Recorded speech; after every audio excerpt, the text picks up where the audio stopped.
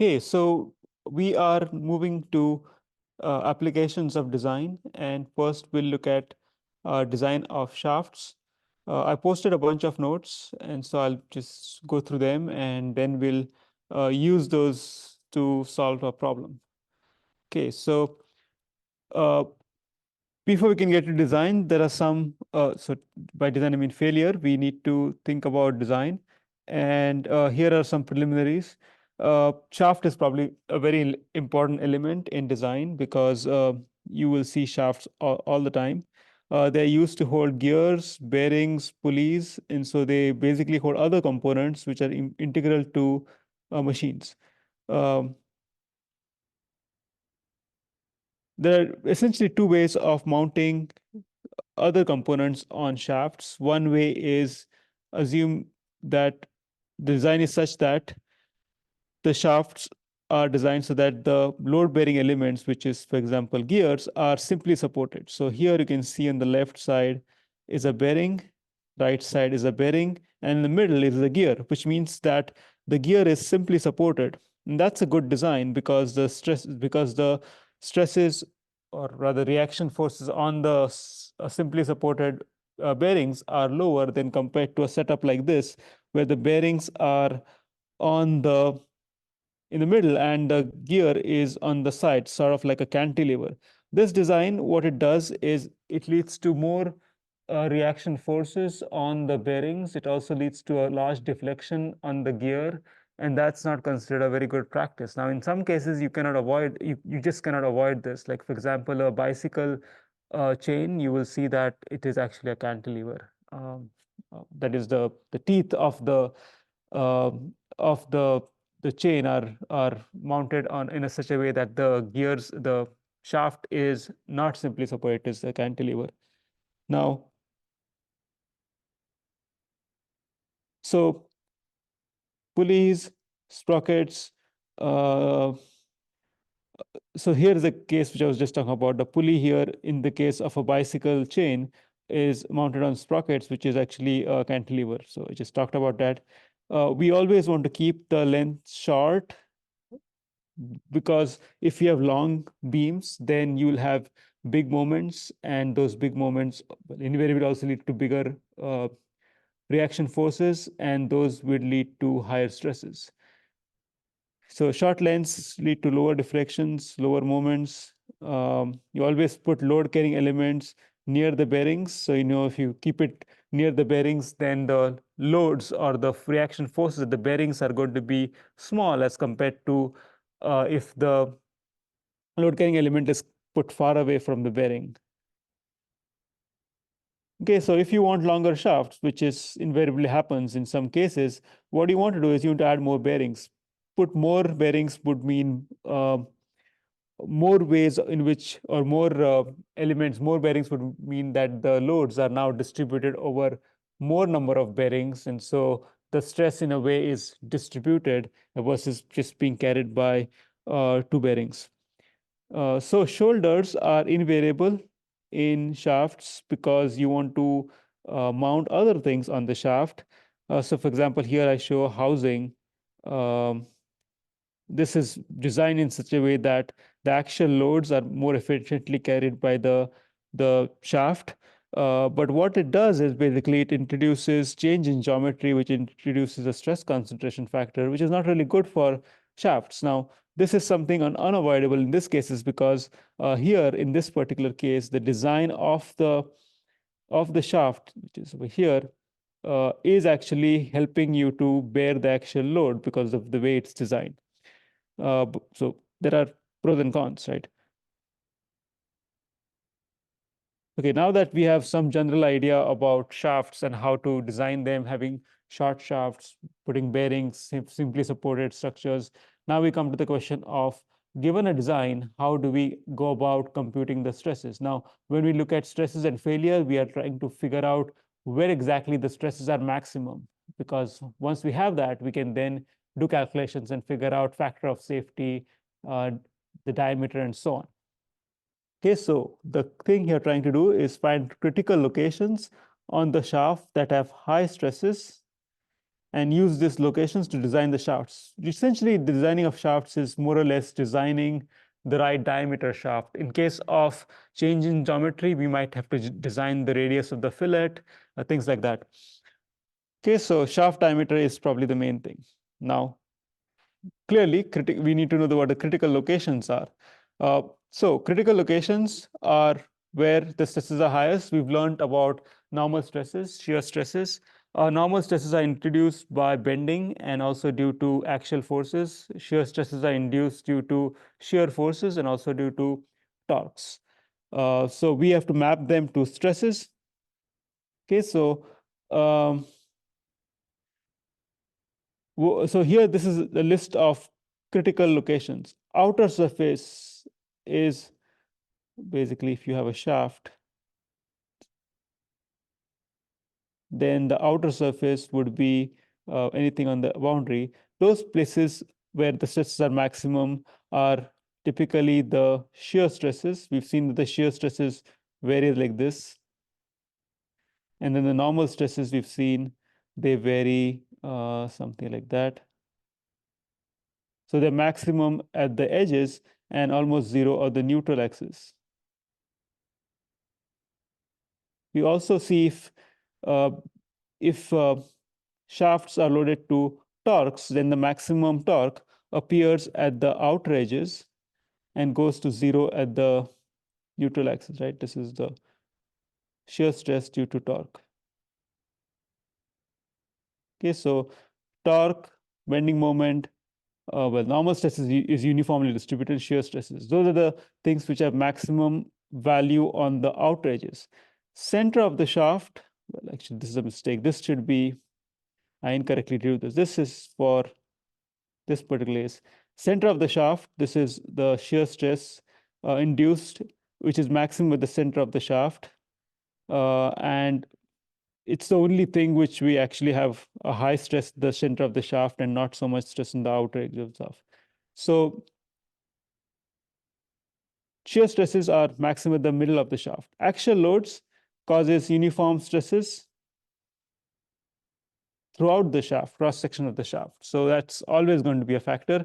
We also have stress concentration. This is where the geometry changes suddenly, and it's kind of easy to identify that.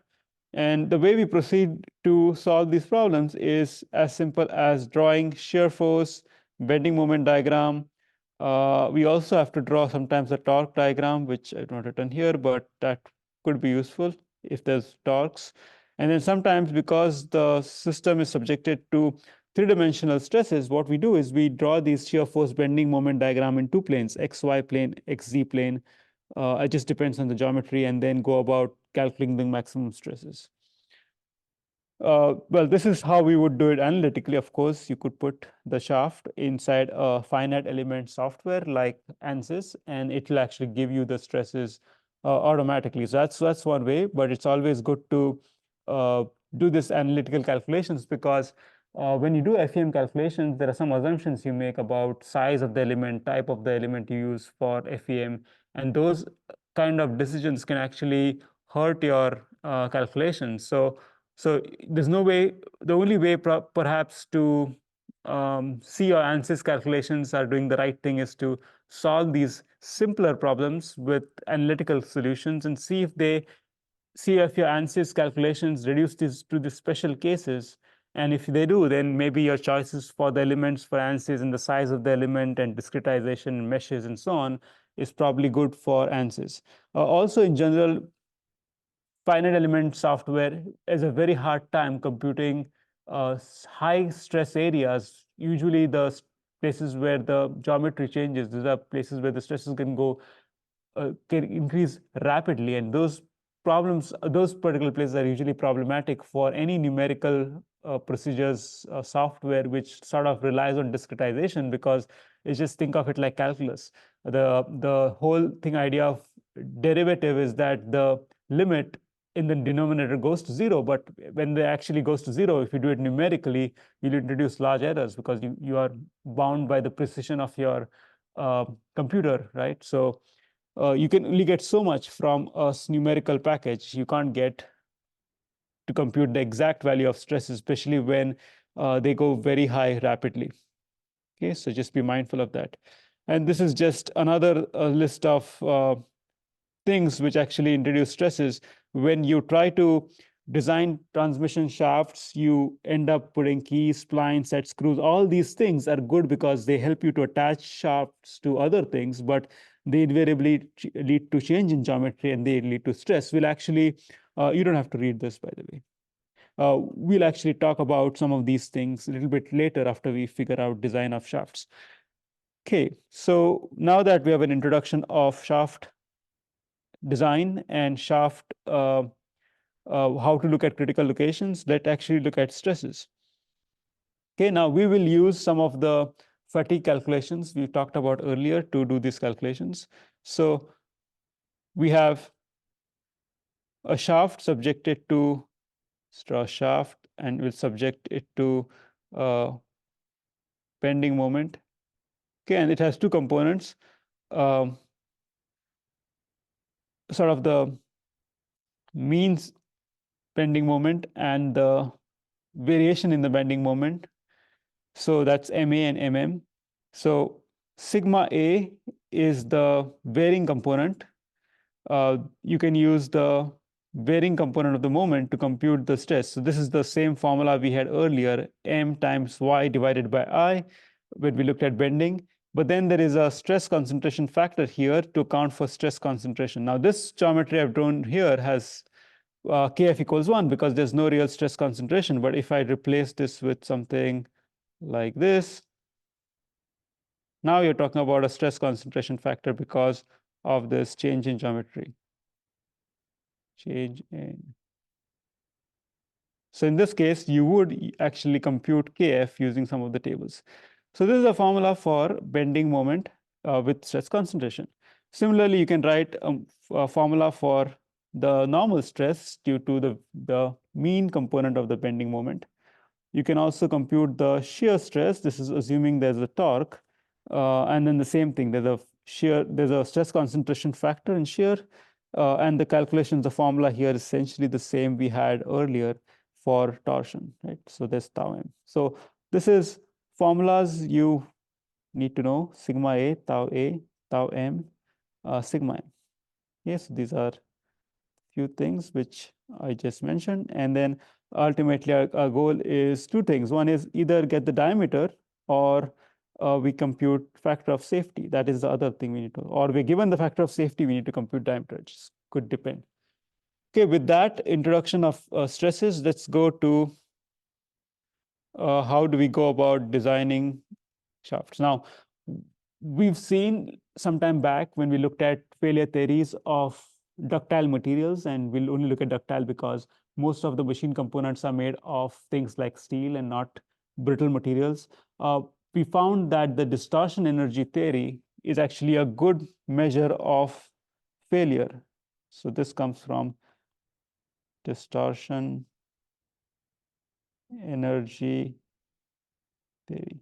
So this theory basically is a better predictor of failure in ductile materials. And distortion energy theory gives rise to what is known as the von Mises stress, which is actually there's a formula for von Mises stress. So I'll show you how this is derived. Nothing new, just something we've done in the past. So the von Mises stress is given by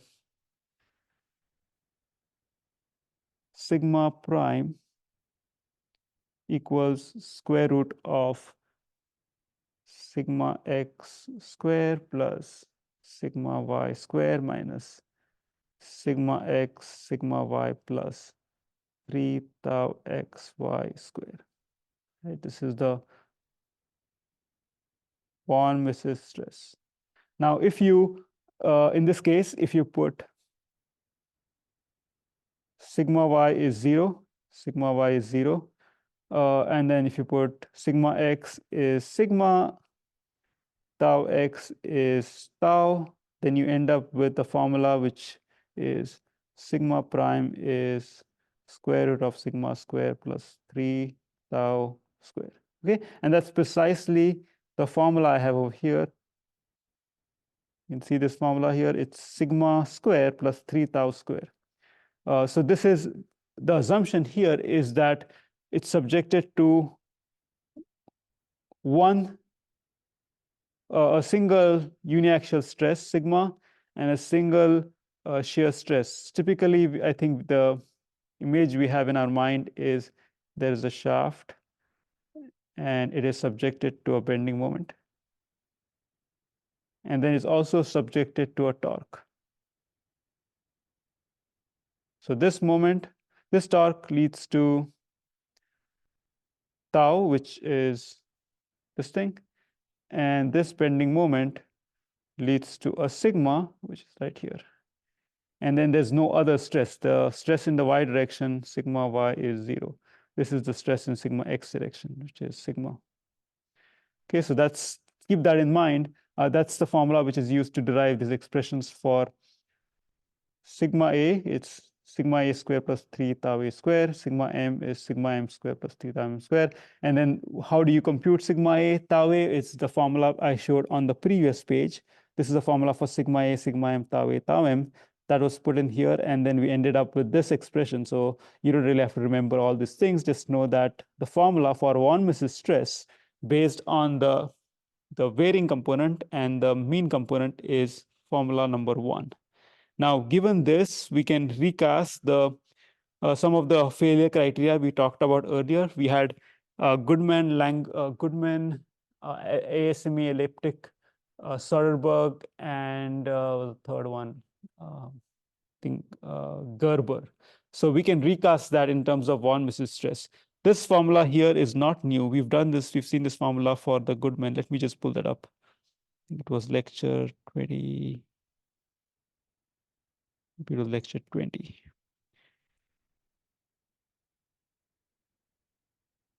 Maybe 21.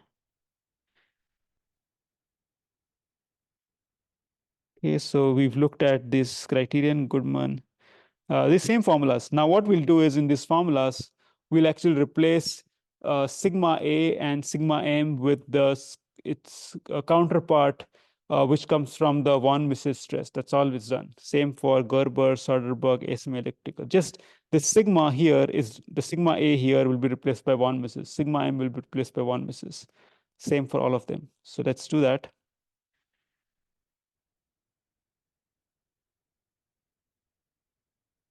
Okay, so here is the same formula, but now we have von Mises.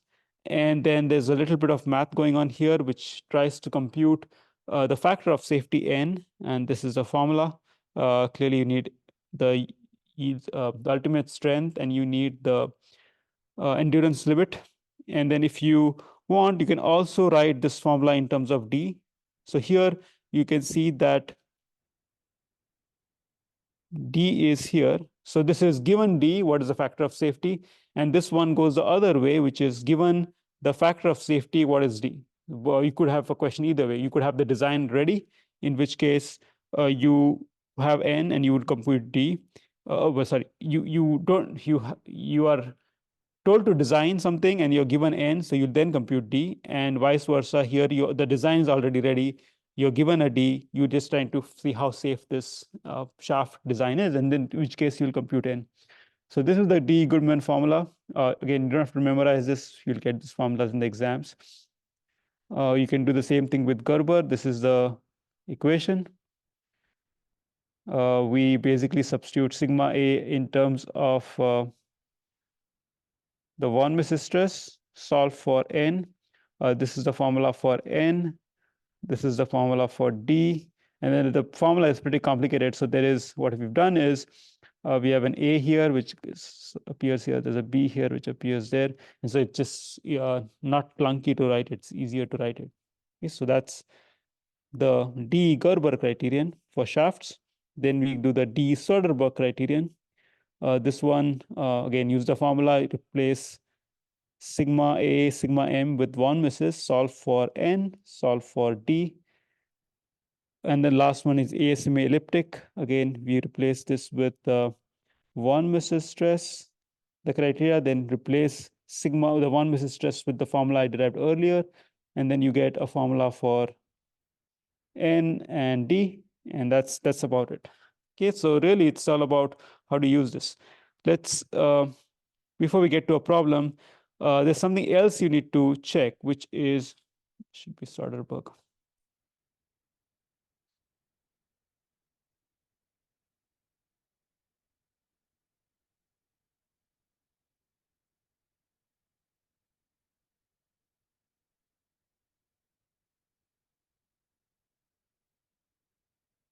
All these criteria, the D, Gerber, elliptic, asymelliptic, Goodman, Soderbergh, are for fatigue failure.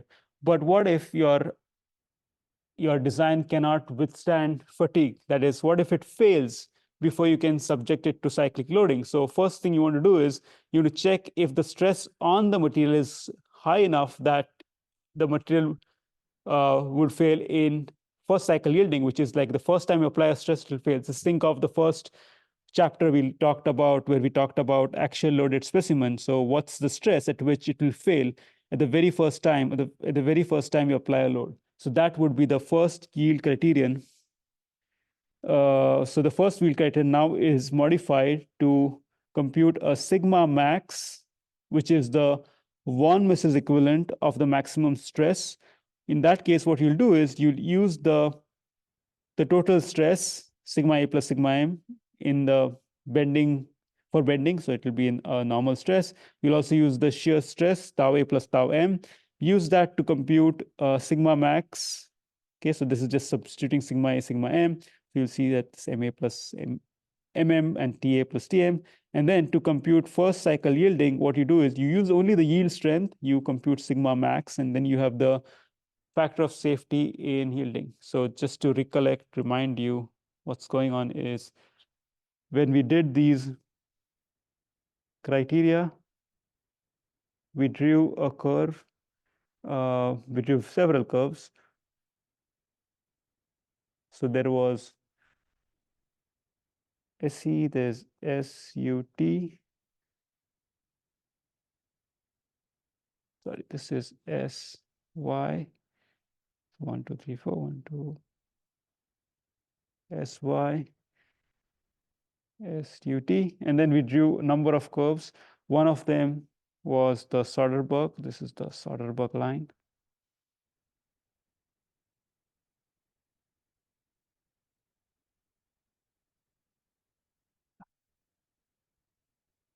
Then we had the ASME elliptic, which was this one.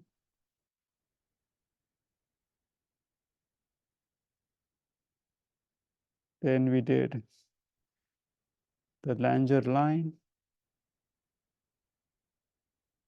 This is the first yield. This ties back to this, the first yield criterion. And then we had the D Gerber line, which goes from SE.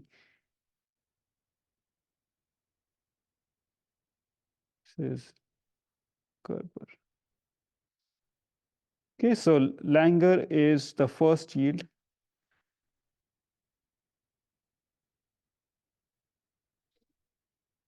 So anything below this line would actually constitute failure at the very first time you apply the load.